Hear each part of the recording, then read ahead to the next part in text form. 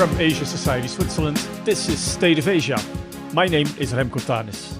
A defining characteristic of the environment in China has been its pace of change. And that has its impact on the latest generation of Chinese entrepreneurs who need to innovate to meet the tough demands of Chinese consumers. The message is as brutal as it is straightforward. Adapt or get washed away. Something European and American companies who are active in China are finding out all too well these days. Running a business in China is kinda like permanently swimming with piranhas, is how Zak Dychtwald, our guest on this episode of State of Asia, describes it. But if you get out on top and know how to compete and survive in the extremely fierce Chinese consumer ecosystem, that is way more demanding than that in Europe or the US, you can thrive globally and have the potential to destroy the competition. Zak is the founder and CEO of Young China Group, a consultancy decoding China's market, workforce and geopolitical shifts. Having returned to China after COVID, Zak has over a decade of first-hand experience in China. He really rose to the spotlights with his 2018 book Young China, in which he takes a close look at the generation born after 1990 and the issues they're dealing with as they're shaping their country and with that impact the world. Zak recently spoke with my colleagues Nico Luchsinger and Serena Jung. Zak, thank you for joining us. With the recent so-called deepseek moment, Chinese innovation has come front of mind for many people, and it at least feels like a major shift has taken place. After years of de-risking, the long COVID lockdown and economic downturn, China is back and has products on offer that are highly competitive, both in quality and price. You have lived in China for many years, working directly with companies based on what you call a people-first approach. And you've returned to China in 2023 after it was possible again after the pandemic. And I wanted to ask, what's your view? Have you been surprised by DeepSeek? And would you agree that its moment is marking this kind of shift? Well, first, thanks for having me, Serena. It's a pleasure to be here. And I would say the most surprising thing of the DeepSeek moment is how much it surprised the world. Over the last sort of 4 years, so let's call it 2020 to 2024, we've sort of lost sight of China beyond this sort of big China. And when I say big China, I either refer to big government, which for the most part is scary to people, or big economy, which is either exciting or scary, just depending on which side of the coin you're focusing on. And was certainly in a more depressed mode late 2021 through 2024, arguably still now. But that doesn't mean the quality of innovation took a major hit. The DeepSeek moment was an incredibly large splash globally. And it resurfaced a reality which had continued to exist these last 4 or 5 years. We just had lost sight of it, which is that China can innovate at a world-class, world-changing level. Where China really thrives is not the 0 to 1 innovation, which I think we typically focus on when we think of that word, but the 1 to 10 innovation.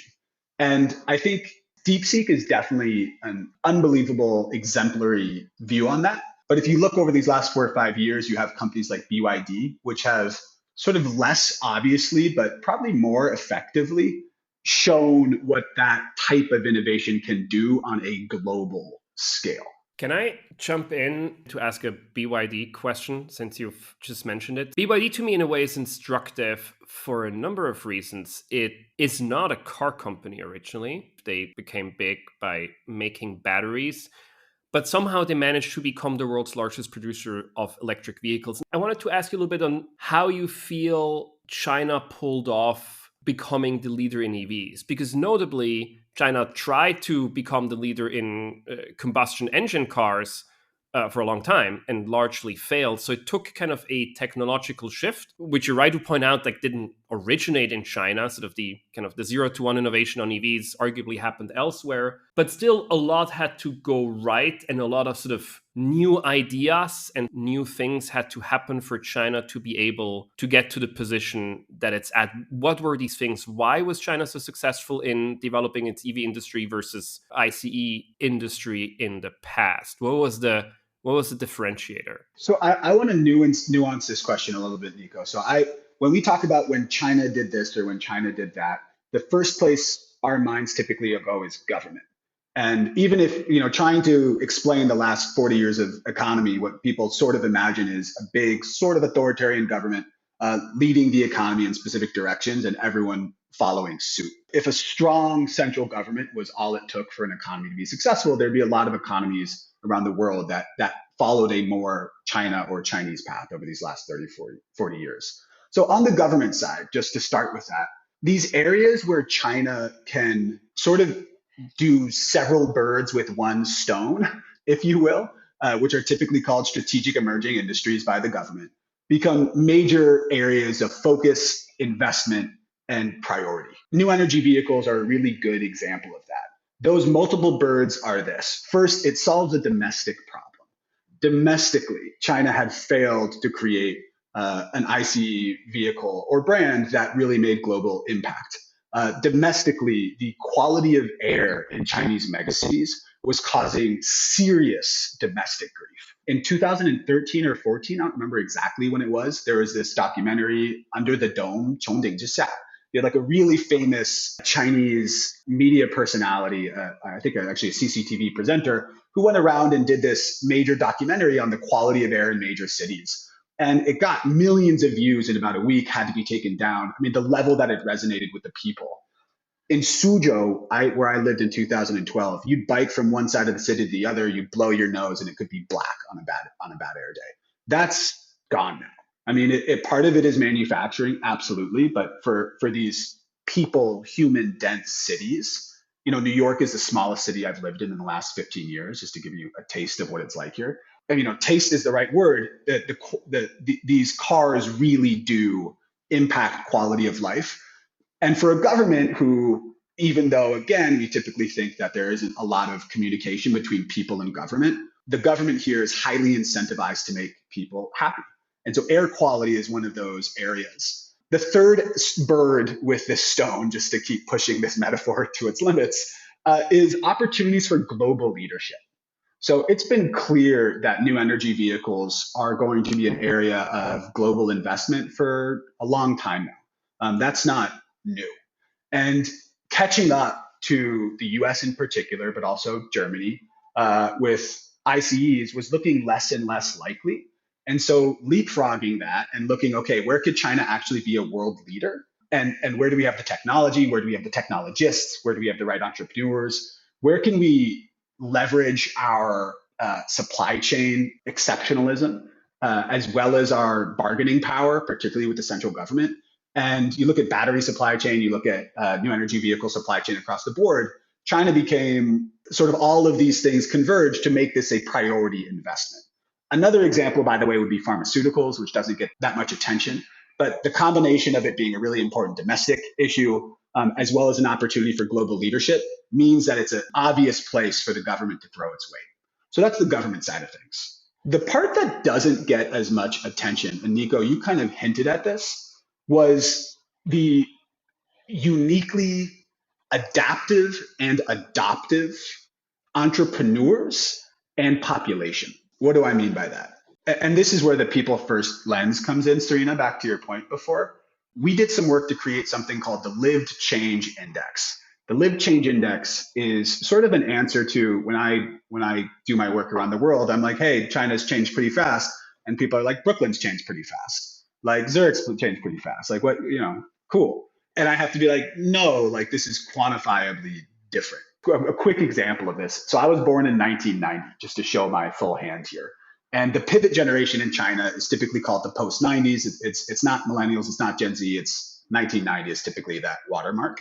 From 1990 to today, in the United States, our per capita GDP, so the basic quality of life metric, not perfect, it doesn't take into account wealth disparity, but pretty good when you're comparing globally. Our per capita GDP from 1990 to today has increased about 3.5 times, if I'm getting this number right, about 3.5.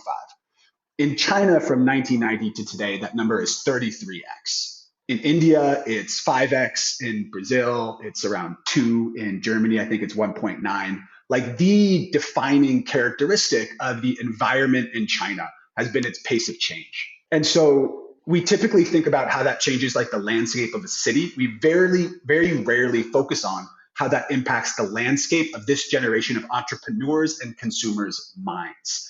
And the message has been adapt, adapt, adapt, or get washed away.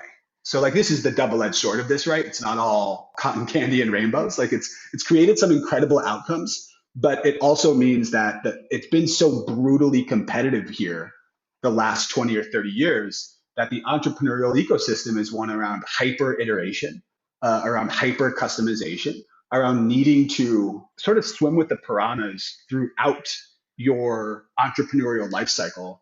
And so getting back to companies like BYD, the need to adapt their offering to meet the needs of both what government was incentivizing as well as what their people were demanding has made them globally competitive. Just the last dovetail here to what I think we might be about to talk about is that global part.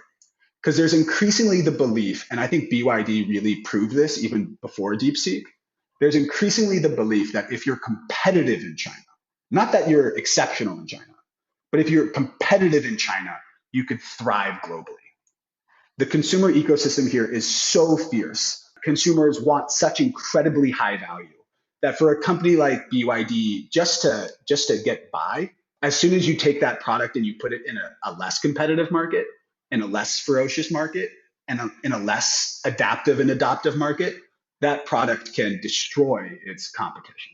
And you look at, I mean, just BYD alone, I'm not even talking about other Chinese cars. They have 70% of the market in Brazil. They have 38% in most of Southeast Asia. If you look country by country, it's around 38 to 42. In countries like Norway, which I think is 94% new electric vehicle already, they're gaining market share. Countries like Australia, who are more culturally proximate to Western Europe and the US, people love them. They'll never enter the United States, at least not in the near term because of tariffs. So they'll have 0% market share in the US, but they're going to sell 80,000 cars in Mexico maybe this year. That's their goal. It's an interesting world we live in, especially thinking about China's competitive environment as a proving ground for the rest of the world. To sum this up, you say the competitive advantage of products coming out of China is not just on the production side, where they keep researching and getting better and adapting, but it's also due to the adoptive people who use these products and do they give feedback by how does that work? How do companies adapt? On what base? So adoptive and incredibly demanding consumers. By the way, if you ask any Chinese entrepreneur whether they'd rather sell to Americans, the answer is yes, 10 out of 10 at the time. Like it is so difficult pleasing Chinese consumers, and they have such high standards, and there's so many options that it's like capitalism on steroids in a sort of silly way. We don't think of China being that way. So on one hand, you do have consumers who are much more willing to use products. Mobile payments are a really good example of that. Mobile payment as a technology came out in 2014 in the US with Apple Pay, late 2014 here in China with Alipay. And by 2020, so pre-COVID, which of course nudged adoption, before COVID, you had about 90% user adoption in China, around 27% in the US. This wasn't a government mandate to use your phone to pay for stuff. They gave banking licenses to Tencent and Alibaba, but there was no government mandate to do this. This was people adopting at scale. The adoptive nature is a part of it. If you look at the last 4 years, by late 2021, consumer confidence in China took a nosedive, like this precipitous dip. And I could share the graph. It is not a happy graph. And remember also that this is the first economic downturn that this generation, or really any generation over the last 30 years, has lived through in China. The financial crisis didn't happen in China. There was an economic bulwark of stimulus that protected the country. This has been, if we're not using the D word, depression, it has felt like a depression to the average consumer. Like that, their experience has been that of a depression. And so the demands for consumer products have been that much higher. It's also accelerated these companies going global. So before COVID, a company like Tencent, BYD could look primarily domestic for most of their growth. A dampened consumer impulse means that they've had to accelerate their go global plans. So ironically, a bad domestic Chinese economy has brought this competition from China to the rest of the world at an accelerated timeline compared to if COVID never happened, if this economic downturn hadn't happened. There's an iteration point, Serena, that just a last piece here. We talk with people in the drone business about this. So in the US versus China, obviously like the military implications of drones are really, make this an imperative for any large military, US and China being the US and China in that realm. You know, if you're a drone designer at DJI, you walk from the design floor to the factory floor to see your prototype. If you're trying to do the same thing in the US, it's like a 3-month life cycle. And they're trying to change that, and they're obviously trying to change their modes of production. But so I got to ask Elon Musk this at a conference, which before he took his role was a much cooler thing to say in a podcast situation like this. But before he is who he is today, he was who he was before. And one of the things I asked him a question about supply chain specifically, like what about his vulnerabilities in supply chain. This was at I think it was a Wall Street Journal CEO Council back in 2023. And he said what people underestimate about China is how much hard work they've done to become excellent in manufacturing. And so just thinking you move that to Vietnam, you move that to Mexico, you move that to India, the people are there. The demographic dividend is there. The dynamics are there. The excellence isn't there yet. And that it's not to take anything away from those countries and those workers and those engineers. It just comes from practice. And China has had decades now of being the world's low, middle, and high-end manufacturer. And you get good after enough time. Before we started recording, Zak, you cited as one of the core beliefs that you have in your work, this line that culture eats strategy for breakfast. And in that regard, I wanted to ask about culture and how important you see culture being for innovation in China. Historically, I think sort of the term most associated with Chinese tech firms and internet firms was this 996 culture. So it's like really fast-paced, a lot of just like work hours put in. And you referred to some of that in your earlier answers, but more recently, we've heard more about, sort of, especially younger people not wanting to be part of the hamster wheel anymore.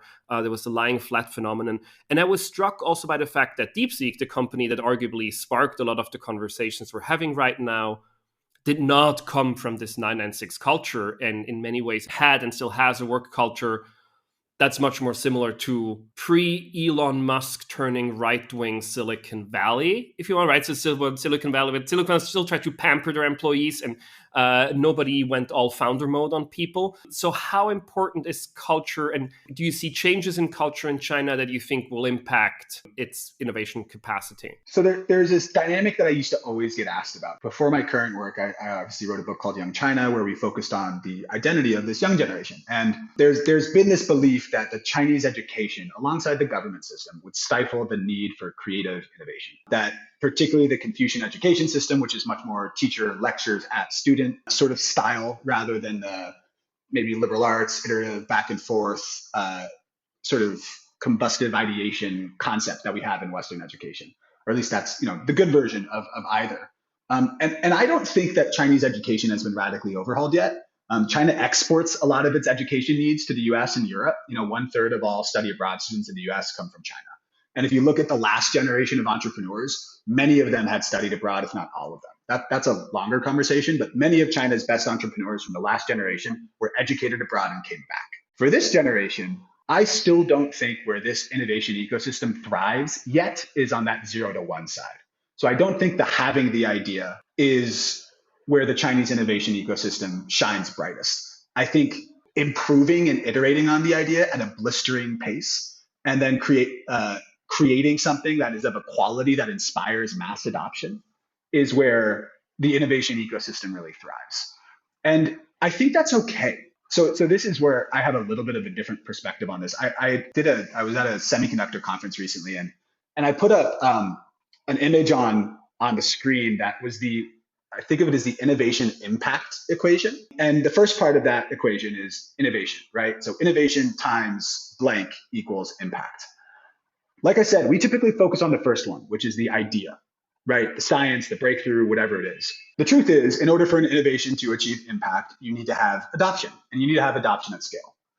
This is why China is so exciting to consumer brands, because it has a really well aggregated group of people who theoretically have consumer behaviors that are similar enough at a scale that's large enough, with a consumer ability that's substantial enough where you could scale things quicker. That plus the competitive environment here. So a highly adaptive population that expects really high quality products, and a highly competitive entrepreneurial ecosystem that's fueled by hard work, right? So not necessarily just innovation, but also that really what the Chinese education system teaches particularly well. It's not just this, but it certainly encourages this, which is hard work on a level that most, I went to Columbia. I went to public school and then to Columbia. And I go to any middling university in China, and most people are studying harder than the best students I know at Columbia.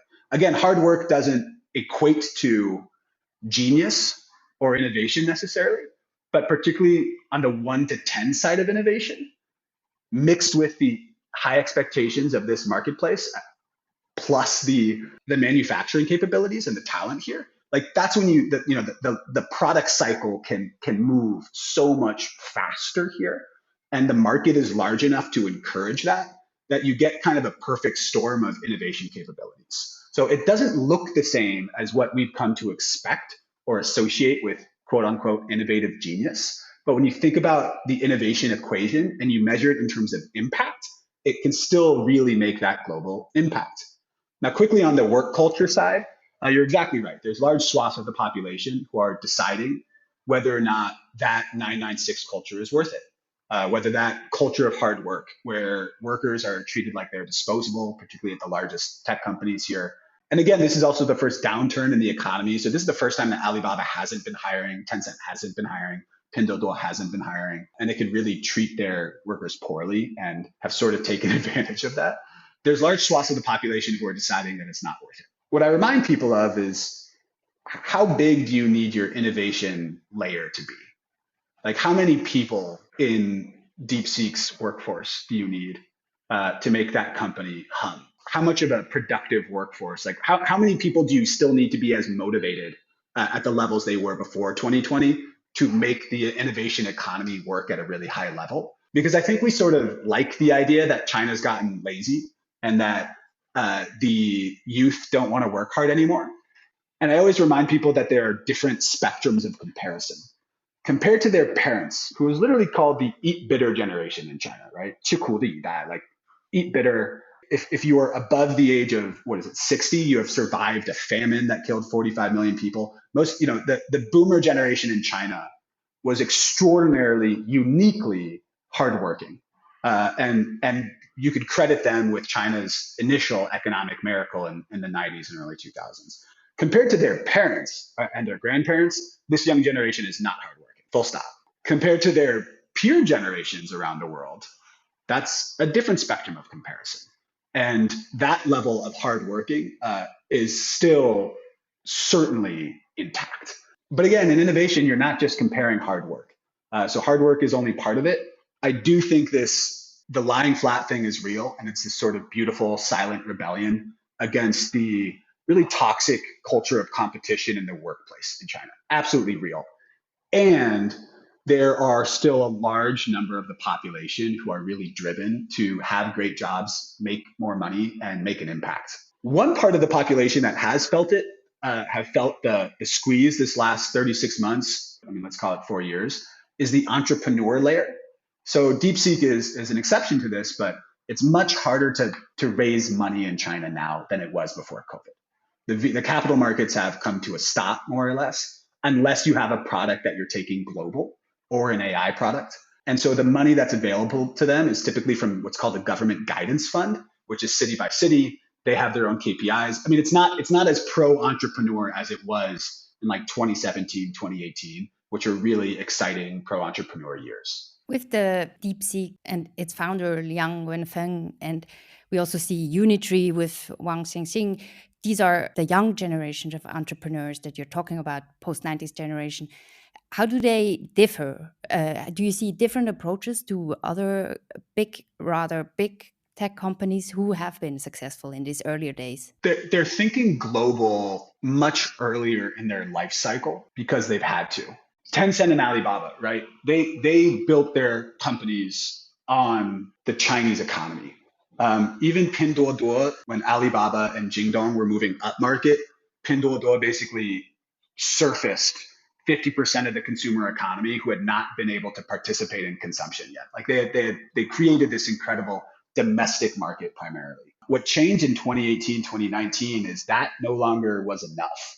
And so the next generation, and by the way, Alibaba and Tencent have more or less failed to go global. Alibaba in a lot of ways it's really disappointing because you could even, I don't want to say the death knell, but certainly the signal that put the markets to sleep and put people on watch towards China was the failure of Ant Financial to go public. Like that was sort of the signal, like, oh man, things are different now.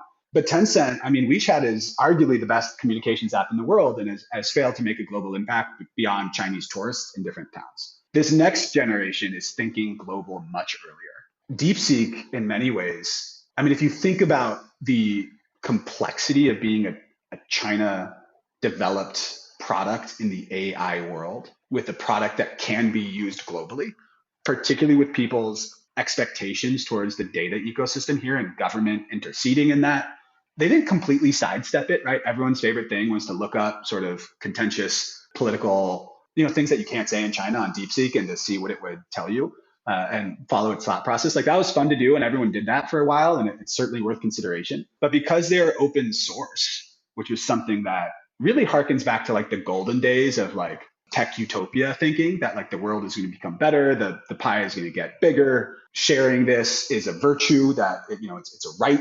The fact that they sort of took that approach in creating what they created and are now sort of in the sort of foundational DNA of a number of companies around the world. Again, not just in the US and Western Europe, I think that's where we think first, but much of what China builds for its domestic economy isn't a very good fit for Western Europe and North America. I think DeepSeek might be the exception to that just because it's kind of good anywhere. But if you look at products like BYD or something much more mundane, like, there's Dyson hairdryer competitors here. I know somebody here who runs a consumer fund who's really focused on like consumer goods in the bathroom. That's it. But because it's so competitive in China, everyone has a bathroom, everyone dries their hair for the most part. They have built these like incredible hair dryers, which sounds like a ridiculous thing to bring up on an innovation podcast. But if you look at how the best hair dryers are priced in Western markets, they're out of reach for 99% of the world. And because China is the world's middle class, right? GDP per capita of around $13,000. What's built for somebody in Chongqing is much more likely to be a great fit for somebody in Rio de Janeiro or Mexico City or Lagos or Kuala Lumpur, right? And that sort of thesis has proven out really well for particularly consumer products. So if you get back to DeepSeek, something that you don't have to pay for, something that is open source. If you're an entrepreneur in much of the world who has fewer resources to try to make great impact, I mean, it's a phenomenal option. Like the route that they took in approaching their global launch, not their domestic launch, is so different than the last generation of Chinese entrepreneurs who would hardly have had a global launch, if at all. I would like to return to like Chinese citizens. How do they perceive this DeepSeek moment or that China is back? You mentioned the pessimism of the last few years and the consumer behavior, which was bad. Has this kind of changed? And do they also perceive it, especially in the tech space, as this kind of large-scale competition? And is there a sense of pride? Or do they even care? So the DeepSeek moment was mostly a moment for people not in China. So I want to be clear on that. Like the up and down of China's sentiment is far more radical than what people feel on the ground here. So I want to sort of separate a few different groups. For most people here, the DeepSeek moment was certainly one of pride, but it did not, there wasn't the radical pendulum shift from deep pessimism to surprising optimism. Remember, this is also during Trump. And so that made a lot of the world more open to the idea that there was some competition and other options that should be considered around the world. After 4 years of really not considering that from China. I think the people who have felt it maybe the most are certainly investors here, but also companies. Again, capital markets haven't been willing to consider China since COVID. Investors have come, it's really starting in like 2023, but they haven't opened their wallets. They're excited by valuations that feel like they're tamped down, but they're certainly worried about geopolitical risk and regulatory risk. And then if you work at a global organization here, there hasn't been much good news about China in the last 3 or 4 years. So for those people who are bridges, who work in between China and the world, they have had 4 years of being on the receiving end of negative sentiment, which most people don't know what that feels like, but just a constant negative sentiment. And so the biggest shift for people is in the last 3 months, suddenly there's been optimism, and they have on the receiving end of more curiosity, more optimism, more interest, more nuance, more questions than they've had since December of 2019. Amazing. Thank you very much, Zak, for being here. Thank you so much for having me. It was a real joy. Thank you. From Shanghai, that was Zak Dychtwald, founder and CEO of Young China Group, in conversation with my Asia Society Switzerland colleagues Nico Luchsinger and Serena Jung. We'll be back with more soon on the podcast, so be sure to subscribe to State of Asia in your favorite podcast app to not miss out. For now, my name is Remco Tanis. Thanks very much for listening.